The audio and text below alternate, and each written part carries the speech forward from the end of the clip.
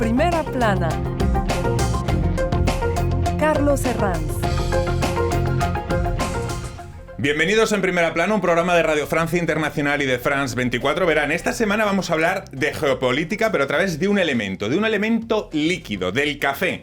Algo que ha vertebrado imperios e incluso nuestra cultura. Y para hablar de ello tenemos aquí, hoy, sentada a esta mesa, digamos, a toda la cadena del café. Desde el grano, desde el campo, hasta la taza en la mesa.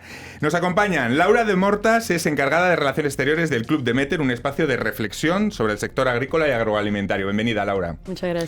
Víctor Girón, productor e importador de café hondureño en París. Bienvenido. Muchas gracias. Alice Fremont, ella es formadora en profesiones del café en el centro especializado Café Cafemetri. Bienvenida. Gracias. Y Francesco Rubino es manager general de un coffee shop, César y Georgette en París. Bienvenido. Muchas gracias. Geopolítica del café, hoy nuestro asunto en Primera Plana. Comenzamos.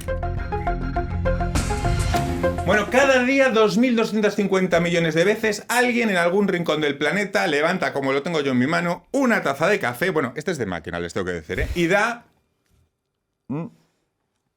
el primer sorbo a su café. Desde Brasil hasta Guatemala, pasando por Honduras, por Colombia, el café no es solo una bebida, es un pulso económico que late con fuerza en cada grano. La producción cayó en 2025 en Brasil, el consumo se ha disparado en Estados Unidos y los precios alcanzan máximos históricos. Entre sequías, plagas y tensiones comerciales, los grandes productores latinoamericanos se juegan su futuro en un mercado volátil. En este mundo donde un arancel o una jugada diplomática pueden mover millones de sacos, la humilde taza de café se revela a la vez pues como un elemento invisible de la geopolítica, y de ello vamos a hablar hoy, pero antes vamos a leer la prensa. Este artículo del País explica por qué el precio del café se ha disparado y cita el cambio climático, la sofisticación de la demanda y la conversión del café en objeto de especulación en la bolsa de Nueva York. Este otro, del diario La Opinión, aquí en Francia, habla del boom de los coffee shops en Francia en clara expansión desde el año 2010. La revista especializada Gris Café, el cambio climático ha provocado un aumento vertiginoso de los precios del café. Bueno, el sector cafetero vive una coyuntura en la que convergen muchos de los asuntos de la actualidad mundial. Casi tenemos a todo el periódico en la taza de café y que han disparado sus precios. El cambio climático, los fenómenos extremos, los aranceles de Trump, la especulación en bolsa. No sé, Laura, si estudiando el café podemos estudiar el mundo. Claro que sí, o sea, cuando hablamos de café no hablamos solo de una bebida, y cuando hablamos de café como por otros productos agroalimentarios, o sea, ya dejamos de hablar solo de un producto agrícola, hablamos de un instrumento de diplomacia internacional, de política exterior, y que permite a los países de obtener lo que quieren en la mesa de las negociaciones con otros, con más o menos fuerza según su estrategia, pero claro, o sea, hablamos de clima, de política, hablamos de relaciones internacionales, así que sí, podemos estudiar el mundo con el café. Víctor es tanto productor como importador de café. Si no me equivoco, Brasil es la primera potencia, suministra un tercio de la producción normal. Sin embargo, parece que la sequía produjo una fuerte bajada en 2025, ¿no? Que afectó tanto a Brasil como a Vietnam. Afecta al mundo entero. Al mundo. Porque lo que determina el precio del café, y la experta puede precisar tal vez lo que digo, es lo que produce Brasil, lo que produce Vietnam, lo que producen los mayores países productores, va a determinar el volumen de café en circulación y por lo tanto va a determinar el precio de café en bolsa. Ese precio puede pasar de hace unos 5 años estaba a $1.50 por libra, ahora está, a inicio de año estaba a $4.1 por libra. ¿Se imaginan la diferencia que representa para una persona que exporta café, que pase de 1.50 a 4? En 5 años. Es un periodo exageradamente corto. Y estamos hablando de asuntos de la actualidad como el cambio climático, los fenómenos extremos y como elemento nuevo las políticas arancelarias de Donald Trump. No sé, ¿cómo está afectando esas políticas a la importación y exportación de café, Laura? Sí, o sea, la política arancelaria de Donald Trump tuvo un impacto concreto y práctico, o sea, en el mercado del café, sobre todo en las relaciones entre Estados Unidos y Brasil, que es el mayor exportador y productor. O sea, Donald Trump decidió en 2025 de poner 50% de aranceles sobre las importaciones agrícolas brasileñas, lo que redujo la competitividad del café brasileño en su mercado principal, que es los de Estados Unidos. O sea, 1/3 de café brasileño es exportado en Estados Unidos. Así que claramente esas exportaciones en los Estados Unidos se desplomaron y los compradores americanos tuvieron que buscar otros mercados a bajo precio para hacer frente también al aumento de los precios por los consumidores en el mercado interno. Entonces Brasil tuvo que hacer lo mismo. Brasil tuvo que redirigirse hacia otros mercados, especialmente China. China es interesante porque tiene una clase media de 300 millones de personas, más o menos como la población de Europa, que piden cada día más café. Entonces, esto y puede con ser... África es muy importante, ¿no? Esas relaciones, ¿no? Claro, o sea, China decidió de eliminar, o sea, los aranceles del café de Etiopía y Uganda, o sea, el café africano. ¿Por qué? Porque quiere claramente aprovechar de esta oportunidad para poder influenciar los sectores que más les interesan en el continente africano. En Infraestructura, las economías logística, africanas. comercio. Es una manera diferente de actuar de Donald Trump, pero la China también, como otros países, utiliza. Vamos a hablar de comercio, de producción, y tenemos también a este lado de la mesa los consumidores y las formaciones en café. Francesco, aunque hay una multinacional estadounidense que ocupa espacio, mentes y facturación, esto es como un elefante en la habitación, es mejor nombrarlo, Starbucks. Aunque hay otras muchas, es cierto. Pero también hay una red cada vez más potente de coffee shops que se han ido desarrollando en muchos países. ¿Cómo ha sido ese desarrollo de los coffee shops? Primero, pienso que vino de Inglaterra, que viene directamente de ahí, la cultura, ha partido también de Australia. Yo viví personalmente 10 años en Londres, entonces cuando vine en país en 2022, creo, no tenía mucho café ni coffee shop tampoco. Entonces la gente que vino aquí empezaron a hacer claramente a exportar la cultura del café, el coffee shop y los cafés, claro, de especialidad, que es lo más importante hoy. Y hoy, claro que en París tiene buen café donde quieras, en todos los lados. Depende del café que quiere tomar, un buen café, un café que la gente quiere y que las redes sociales ha dado la oportunidad de crecer y de incrementar. Vamos a hablar también cómo han funcionado el tema de las redes sociales. Alice, tiendas especializadas, coffee shops pero por tanto también personal que necesita una formación. Exacto. ¿Cómo se prepara un buen barista? ¿Cuáles son los puntos fundamentales para ser un buen barista? Bueno, primero que nada, un barista es una persona que trabaja en un restaurante que no hablamos de gran gastronomía, restaurante tradicional, pero tiene que tener un buen servicio. O sea, para mí es la base, el contacto con el cliente y el servicio. Y luego tiene que tener muchos conocimientos del café, porque cuando hablamos de barista hablamos de café especial, es decir, que el producto es diferenciado y el cliente quiere en su taza un producto bueno, bien hecho, a buena temperatura, bien extraído, etc. Entonces el barista lo que nosotros vamos a hacer es explicarle el fundamental del café, cómo se produce, cómo se tueste y cómo se prepara. Y lo más importante, en extraer, por ejemplo, un espresso, que no es tan fácil. No es tan fácil, no. Espresso no significa express, no significa que es rápido, no, es una extracción por presión. Y lo más importante es, ¿cómo se dice en español? La mouture, es decir, la manera en que está molido el café. El espresso, que también vamos a hablar de la cultura del café, que es un rito cultural en Italia, Francesco. Claro que sí, espresso en Italia puede ser también espresso rápido, porque nosotros en Italia no estamos acostumbrados a sentarnos para el café. No, es en la barra, un Es minuto. en la barra y ya. Y me contaba Francesco antes fuera de antena que incluso en algunas ciudades como Nápoles paga su café y el del siguiente que viene por Claro detrás. que en Nápoles un café ahora cuesta 90 centavos, está muy fácil pagar un café a un amigo del barrio, entonces hacemos el café pagado. Muy interesante. Y vamos de la cafetería napolitana a la bolsa de Nueva York. Laura, el café como elemento bursátil, ¿se especula mucho con el café en las bolsas? Bueno, hay que entender que la agricultura por naturaleza es una actividad especulativa, porque nosotros no sabemos lo que vamos a cosechar al final del año, así que el café también está entre este contexto.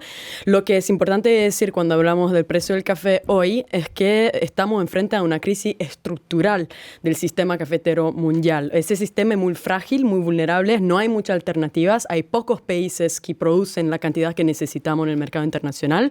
Brasil, Honduras, Vietnam, Etiopía y Indonesia, o sea, no tenemos muchísimo. Entonces, hay muchas razones por lo que de las especulaciones en el mercado financiero. Estas razones son climáticas, son logísticas, son geopolíticas, son la rigidez de la oferta, el aumento de la demanda. Así que, claramente, o sea, claro, especulamos en el café y lo vimos en 2024 con más 50% sobre el precio de la arábica en un año, en más 70% sobre el precio de la robusta. Y también en 2025, donde tuvimos los niveles más altos en las últimas décadas. En medio de esta coyuntura, hay un término que es muy interesante también, la diplomacia cafetera, que adquiere un valor inédito y los países cafeteros lo tienen claro. Colombia y Brasil llevan muchas décadas ejerciéndola.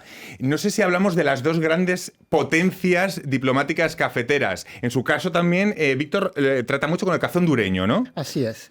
Y para agregar un punto sobre el mercado de café, hay que entender tal vez que existen dos mercados del café Claro.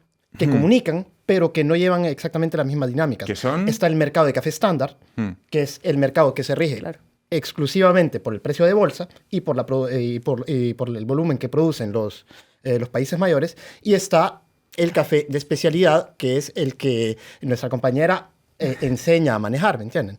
Alice. Así es. Exactamente. El café de especialidad. El café especial no está negociado en el mercado de la bolsa. O sea, el café especial es una trazabilidad y es vamos a ir comprando lo más cerca posible al productor. No es siempre fácil, pero tenemos también los importadores como tú y que van a permitir reducir los intermediarios entre el productor y el consumidor. Vamos a hablar de este tema, porque hablamos de una larga cadena que lleva el café a su taza, cultivo, selección de granos, transporte, tueste, comercialización. El café es el sustento de unos 25 millones de latinoamericanos. Los sistemas de trazabilidad, a raíz de lo que estaba diciendo Alice, ¿pueden mejorar la transparencia? ¿De qué depende que tengamos un sistema de trazabilidad que el consumidor pueda observarlo con claridad? ¿Qué reflejos podemos tener? Quien quiera. Alice, a ver. O sea, cuando hablamos de trazabilidad es que el consumidor tiene que ver también cómo presenta la empresa donde él va a comprar café.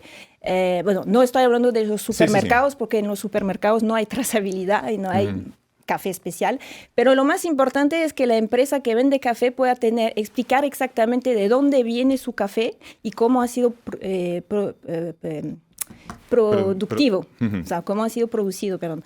Entonces, eso ya es una trazabilidad y garantiza que la empresa es transparente. Y la transparencia es confianza.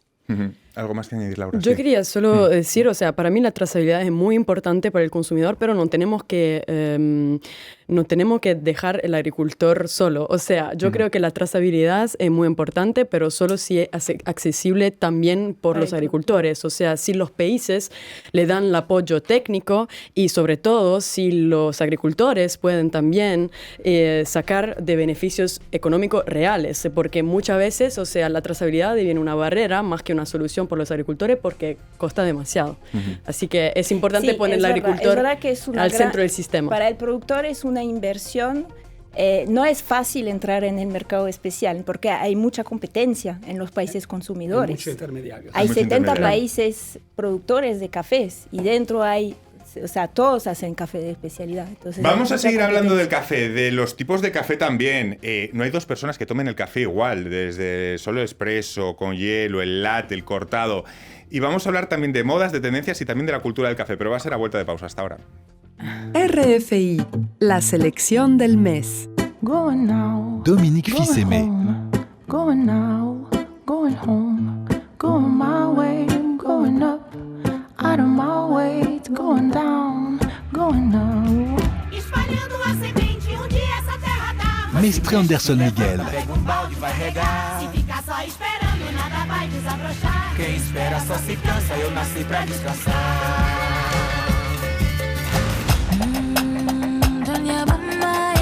Tania.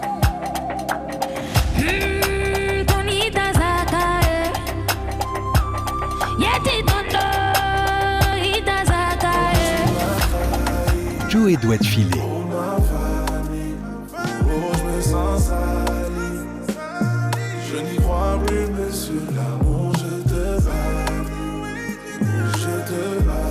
RFI. Seguimos en Primera Plana esta semana hablando de la geopolítica del café, un tema realmente interesante. Tenemos en esta mesa toda la cadena del café, encargada de Relaciones Exteriores del Club Demeter, Laura de Murtas, Víctor Girón, que es productor e importador, Alice Fremont, que forma Profesionales del Café, y Francesco Rubino, que es manager general de Coffee Shops. Así que ya ven ustedes que tenemos aquí la taza de café distribuida desde el grano hasta la que toman ustedes en el coffee shop.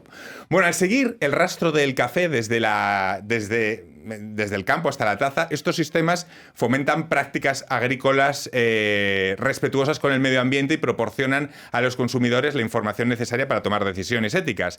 Y os pregunto, ¿cómo puede el consumidor asegurarse de ello? ¿En qué nos tenemos que fijar en el empaquetado del café para que asegurarnos lo más posible de esos valores éticos? Para mí, la única manera confiable de apoyar prácticas éticas en el café no está en lo que uno ve, está en lo que uno prueba. Es educar su paladar a aprender a identificar los cafés de calidad. El café de calidad, mecánicamente, estructuralmente, está producido en mejores condiciones. Eso siempre es así. ¿Por qué? Desde las personas que trabajan en la finca, tiene que desarrollarse relaciones de más largo plazo con el dueño de la finca, porque se le necesita enseñar a las personas a recoger granos maduros solamente, por ejemplo, porque se les paga mejor a estas personas, porque de todos modos el margen de la finca es mayor. Y en toda etapa de la cadena, si usted prueba un café de calidad, va a estar apoyando una cadena más responsable que un café del comercio seguramente. De ahí existen labels, existen sistemas, digamos, teóricos prácticamente de trazabilidad, que está bien, pero tengamos en mente en dónde funcionan estos sistemas. Funcionan en lugares muy, muy rurales, funcionan en lugares relativamente corruptos, funcionan en lugares en donde esa no es la prioridad necesariamente del productor, porque el productor no saca necesariamente un valor agregado de eso. Por lo tanto, confíen en su lengua más que en lo que ven. Estoy de acuerdo. Sí. Qué interesante y qué respuesta además tan sencilla y tan interesante. Hagamos brevemente, si les parece, una guía del café mundial, porque a lo mejor no todos nuestros oyentes y telespectadores son cafeteros. Rápidamente, tipos fundamentales, textura del grano y sabor. Digamos que arábica y robusta son las dos grandes familias que conocemos todos. Identificamos Brasil con arábica y Vietnam con robusta, aunque no coincides al 100%. A ver, Vietnam está haciendo... Que es el café instantáneo, digamos, ¿no? Sí, o sea, robusta no, hay también cafés, o sea, hay robustas especiales también, ¿no? Bueno, he visto, pero Vietnam está haciendo un trabajo muy bueno con los arábicas también, en el mundo del café especial, o sea, como siempre. Tú decías bien que hay que dividir un poquito el mercado. El café especial es un mercado un poco paralelo al mercado convencional. No, sí, Vietnam tiene también buenas arábicas. Y luego tendríamos Etiopía. Y la de Etiopía también tienen muy buenos cafés. Es el origen del café. También. Y Perú también. Y Perú también. Claro, ahora en Perú están empezando a cruzar la genética de la planta del café. Entonces, para resistir, claro, que la arábica está más resistente, es un super blend, una super mezcla. Así, claro que se porta muy bien y el producto va a ser más resistente y menos caros. Hablaba antes de Brasil y Colombia como esas dos grandes diplomacias del café, aunque en América Latina hay otros grandes productores. Está Honduras, está el caso de Guatemala, el de Perú, que a lo mejor es menos conocido, ¿no, Víctor? Perú también tiene reputación, tiene muy buena reputación Perú. De hecho, me parece que todos los países que son conocidos por el arábica tienen buenos cafés, ¿me entienden? O sea, dentro de un mercado, de la misma manera que dentro de cierta región francesa usted puede encontrar niveles diferentes de vino, dentro de cada país usted va a poder encontrar niveles diferentes de café. Según la selección que se haya hecho, según la subvariedad de arábica que se ha utilizado, dentro de la arábica existen variedades más o menos nobles, digamos, pero en cada terreno, en cada región, usted puede encontrar cafés de calidad. Y para hablar otra vez de cómo el consumidor puede elegir porque tiene que primero ver y después probar. Entonces, yo creo que primero no tiene que comprar en un supermercado. Lo siento mucho, pero en un supermercado no es un café industrial. No vas a tener, hay algunas marcas que están creciendo en los supermercados, pero lo mejor es para asegurarse una frescura en el tueste, porque eso es muy importante para un buen café. La frescura, entonces tiene que comprar donde un tostador, en una pequeña empresa, donde sabes que hay más trazabilidad, porque el tostador te va a contar también de dónde viene, te cuenta una historia. Todo el elemento cultural, ¿no?, que se pierde, por supuesto, en un supermercado. No sé, los cafés ecológicos son aquellos que se cultivan de forma natural sin que intervenga ningún tipo de pesticida o producto químico. ¿De qué porcentajes estaríamos hablando? ¿Lo saben? Muy poco, creo, 10%. Un 10%. Y luego hay otra cosa, no hay dos personas que tomen el café igual, solo, largo, con leche vegetal, capuchino, cortado, incorporamos las nuevas tendencias, los veganos. No sé si hay modas, si hay incorporaciones como los veganos, si hay tradiciones por países, si también hay multinacionales que nos llevan a cierto tipo de gustos y a cierto tipo de variantes imposibles. ¿Cómo funciona esto, Laura? Es muy personal, o sea, mi papá es barista y lo que en Italia nos reímos mucho porque, o sea, a una mesa sí nos sentamos para tomar el café, a una mesa no hay nunca un café que es parecido, o sea, uno es macchiato, uno es espresso, uno es cappuccino, uno es con soya, uno que... Así que es muy personal y entonces, bueno, después hay modas también, o sea, hay que seguir también estos usted trends. Trabajando, Francesco, en un coffee shop debe saber mucho de modas. Claro, nos ha afectado mucho. Aunque no precisamente los coffee shops tienen que seguir las modas de las grandes multinacionales americanas, ¿no? Esto no tiene por qué. Tenemos claro que nos ha afectado mucho. Somos pasado de un café simple como un espresso, cappuccino, un café con leche, como en España, y ahora tiene toda la variedad de leches vegetales, tiene de soya, tiene de todo. Y ahora, claro, que tenemos también el problema de las personas, gracias a las redes sociales, que, claro, no lleva mucha gente. Y la gente que se pone ahí a trabajar, tenemos los nómades del trabajo que se pone ahí al coffee shop para 45 minutos. Y los coffee shop, creo que en Francia como en otros países, son pequeños, son caros, el café está caro también. Entonces tenemos que, claro, es probar o intentar de hacer más comercio, negocio, que quedarse así. Ya ven qué interesante es ir pasando de la geopolítica al coffee shop, a la formación de profesionales, a la importación. Vamos tocando todos los palos. Otro tema. El café en cápsulas. ¿Ha sido la gran revolución de los últimos años? Las cápsulas, que esto se divide el mundo en dos partes, los que las detestan y los que las aman. No sé en qué parte se sitúan ustedes, aunque lo puedo imaginar. A ver, Alice. Es un café en lata, en realidad. No, el problema de los industriales han logrado una cosa increíble, impresionante, es estandarizar el gusto del café. O sea, las cápsulas tienen todas el mismo sabor, ¿ok? Entonces... Ok, pero para mí un café tiene que tener distintos aromas. O sea, tengo que sentir afrutado, o de repente más flores. O sea, es mi placer. Luego todos los gustos están en el mundo. No sé si ustedes por aquí son partidarios o no. De acuerdo, no. Total. Y hay un problema de frescura también, porque el café ya está molido. Víctor. En efecto, digamos, lo que ha sido positivo ya desde, bueno, Starbucks, la tendencia de las cápsulas, es que la gente se interesa más por el café. Ahora, entonces eso me parece un positivo. Una lectura positiva, efectivamente. Sin embargo, estén conscientes que lo que pagan por las cápsulas Nespresso, están pagando lo que usted debería de pagar por un café de muy alta calidad y usted no está obteniendo un café de muy alta calidad. Creo que con lo que está invirtiendo usted en Nespresso, puede invertirlo mejor en cafés que le van a dar un panel mucho mayor de gustos. Sí, y hoy día se ha desarrollado mucho las máquinas en grano, o sea, que tiene todo incorporado y puedes comprar en un tostador café ya en grano, entonces está fresco y lo puedes moler y todo. Y también hay la cuestión ambiental. La cuestión ambiental, de las cápsulas. Así que si ahora hay cápsulas que se...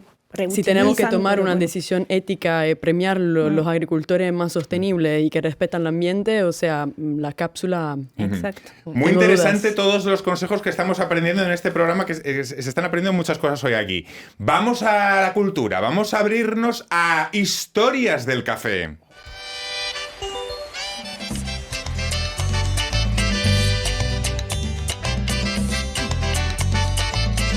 Bueno, esto es Juan Luis Guerra.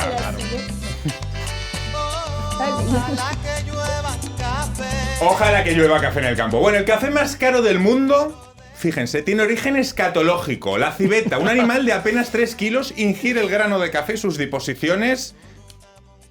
Bueno, iba a decir la mierda. Debidamente lavadas y tostadas, se convierten en un producto de lujo. El café más caro del mundo, su taza puede superar $70. No sé si sabían lo de la civeta. Sí, claro, ¿esto sabemos es lo de la moda civeta. tonta o no? Es marketing. Es marketing o sea, puro y duro. Sobre todo hay una cuestión fundamental en esto, es cómo tratan a los animales hoy día en Indonesia. cuando producen este tipo de café, y no hay una organización estatal o una institución que puede decir, ok, el 100% de la producción que se exporta viene de ese animal. De ese animal. Entonces, vamos con otra historia. Este es Frank Sinatra.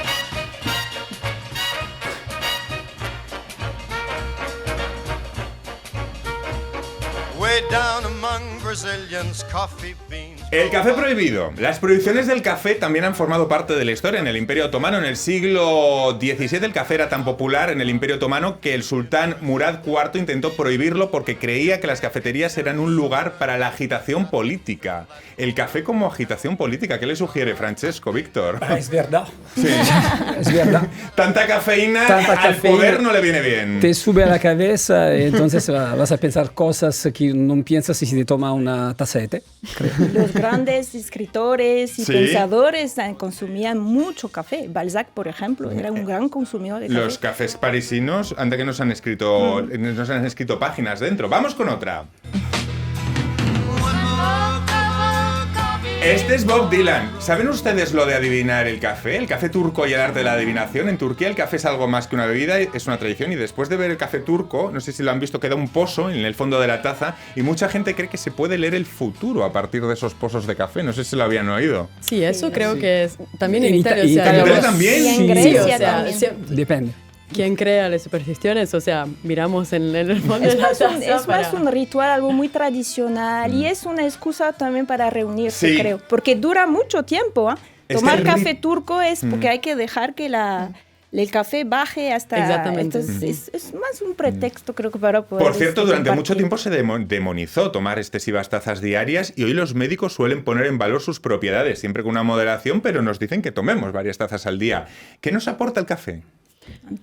Antioxígeno.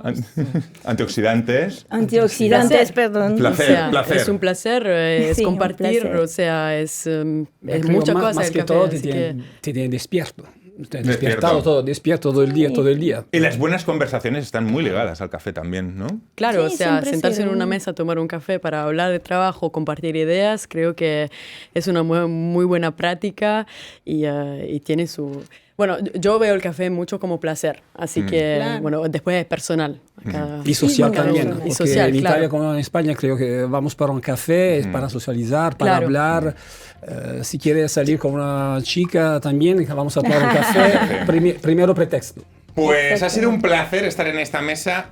Les voy a invitar ahora a un buen café, a ver si lo encuentro. Muchísimas gracias, hemos aprendido muchísimo. Y a todos ustedes les esperamos aquí en Primera Plana la próxima semana. Gracias. Muchas gracias. Gracias. Gracias.